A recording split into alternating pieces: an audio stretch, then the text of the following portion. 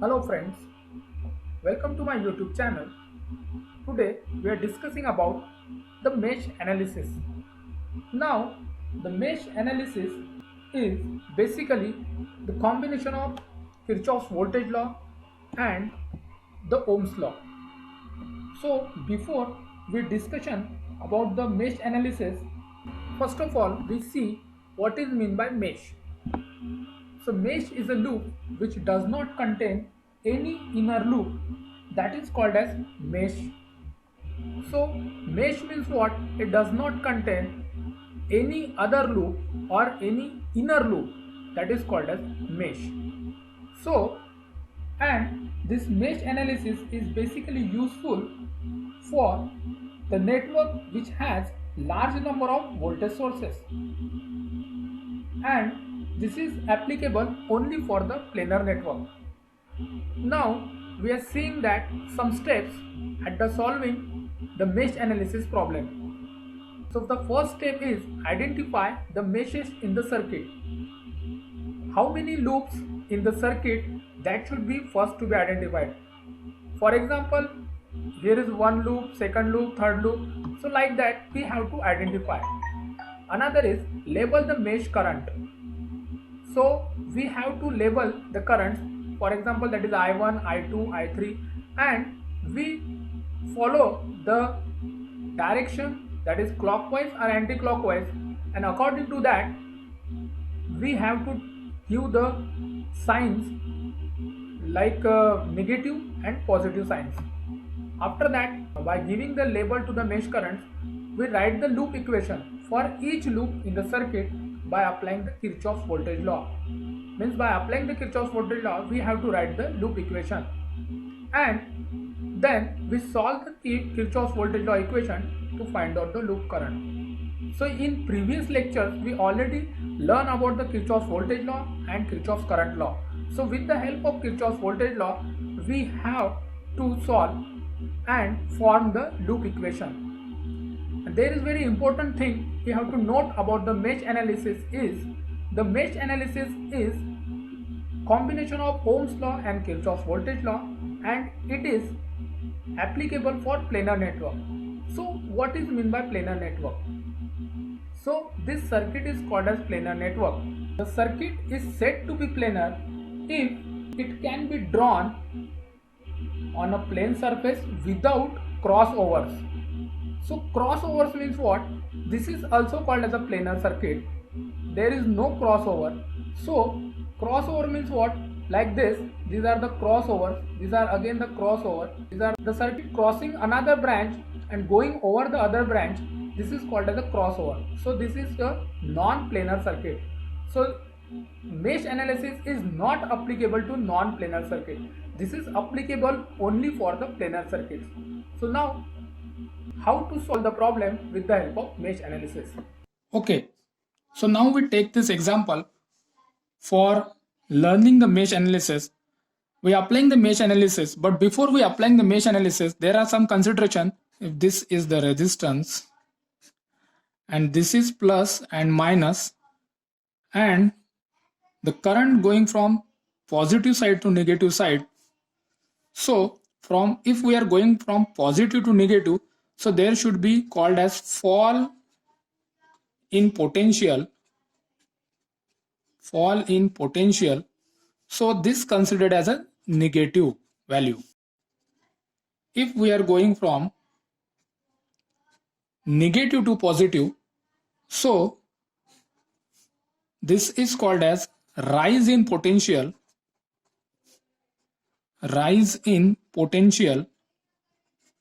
So this considered as a positive value. Okay. From positive to negative, from higher potential to lower potential, there is called as falling potential. So we consider it as a negative value.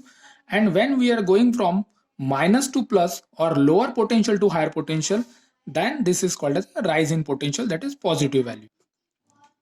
These are the two very important points at the time of applying the mesh analysis, because the mesh analysis is consist of Ohm's law and KVL. So now we are following the steps. So therefore the first step is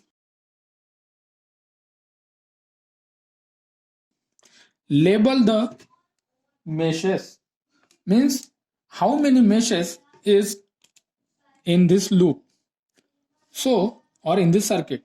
So this is the first mesh and this is the second mesh. So now the first step is completed. Now the second step is what? To label the mesh currents. So now here is, we are labeling the current, that is I1, and also I am giving the direction of the current, that is clockwise and anti-clockwise.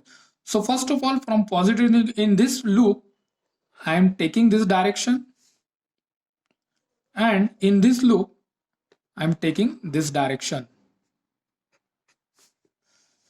So this is it going from positive to negative, it is also going from positive to negative. This is clockwise, this is anti-clockwise. There is no problem if you are taking before previous video I am also saying that whatever direction you are taking, just follow the sign conventions, and when you are following the sign convention according to the direction, you got the proper value or proper result. So in this first loop I am taking this direction, and in second loop I am taking anti-clockwise direction. Now this is I1, this is I2. We are labeling the currents according to the steps of the mesh analysis, and this is the combination of I1 and I2, because here is a adding the loop, so therefore this is going from this direction to this, that is from positive to negative, there is again positive negative. So this is I3, and this I3 means what? That I3 is equal to the I1 plus I2, because the currents are going in the same direction, so therefore there is an addition. So that is I1 plus I2. Now the next step is what? We have to write the equation. The equation is called as loop equation. This is first loop, this is second loop, or also called as mesh 1, mesh 2. So we are going for the this loop, that is mesh 1. Applying KVL. With the help of KVL, we are writing the equation. So first of all, consider this. This is plus minus. This is also plus minus. Here is also plus minus. It is also plus minus. So now first equation is, we are going from positive to negative. So here is negative potential. So minus sign, minus 3I1, because the combination of resistance and current is equal to the voltage. So therefore, according to Ohm's law, this is minus 3I1, and minus is for we are going from positive to negative, that is higher potential to lower potential. Then this is a combination of I1 plus I2. So here is again positive to negative, minus I1 plus I2, and the loop value is, that is 5. So here is a 5 in bracket I1 plus I2, and we are going towards this, that is minus to plus. So again plus 12 equal to 0. So this is the equation. Now we solve this equation, that is minus 3I1 minus 5I1. We can solve this.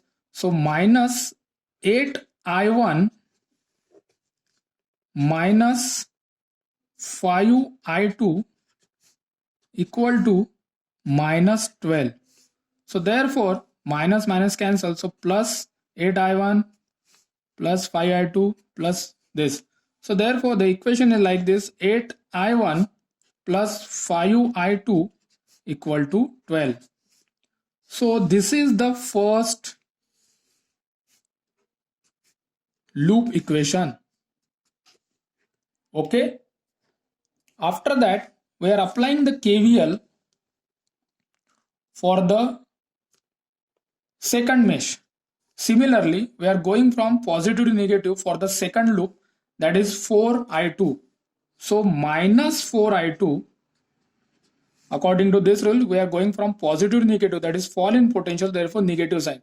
So minus 4i2, again same, minus 5i1 plus i2, because both the currents are in same direction, so therefore i1 plus i2, and this minus to plus, so lower potential to higher potential, that is rise in potential, therefore sign is plus.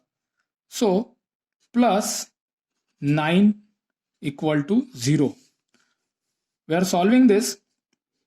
So minus 4i2 minus 5i2, that is 9i2 minus 5i1 equal to minus 9.